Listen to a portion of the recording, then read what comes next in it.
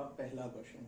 इसमें आपको एक्चुअल में क्या करना है कि आपको इसमें एंगल्स की वैल्यू डालनी है। Introduction to trigonometry class 10th का एक्सरसाइज 8.2 का पहला क्वेश्चन। इसमें आपको एक्चुअल में क्या करना है कि आपको इसमें एंगल्स की वैल्यू डालनी है, जो कि आप इसका जो ट्रिग्नोमेट्रिक टेबल है उससे लर्न करोगे, उसे लर्न कर लोगे तो फिर आपको इसमें वैल्यूज सब्स्टिट्यूट करानी है।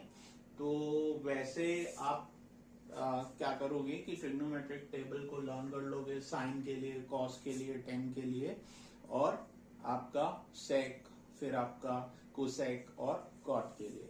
तो हम उस वैल्यूज को इसमें डालेंगे। वैसे हमने एक ट्रिक भी सीखी है कि कैसे टेबल को याद रखना है। आपके जब इसमें देखेंगे आप, तो पहले हम इसमें पहला क्वेश्चन करते हैं।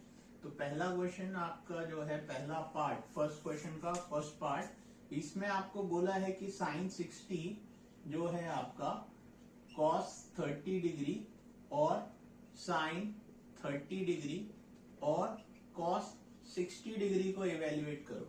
ठीक है। अब साइन 60 की जो वैल्यू है आपकी, आपको पता है कि कितनी होती है, वो आपकी होती है √3/2 इंटू कॉस 30 डिग्री। देखो, साइन 60 और कॉस 30, तो जब आपने टेबल लर्न करना सीखा था तो वहां पे आपने देखा था कि आप जो साइन के एंगल वैल्यूज लिखते हो उनको अगर रिवर्स में कर दो, मतलब उल्टे डायरेक्शन में, जो साइन 90 की वैल्यू है वो कॉस 0 की वैल्यू वैसे अगर आप लिख दो तो आपको कॉस 30 की वैल्यू मिल जाएगी। तो कॉस 30 की वैल्यू वही होगी जो साइन 60 की वैल्यू होगी। तो वहां से आपके पास आ जाएगा √3/2।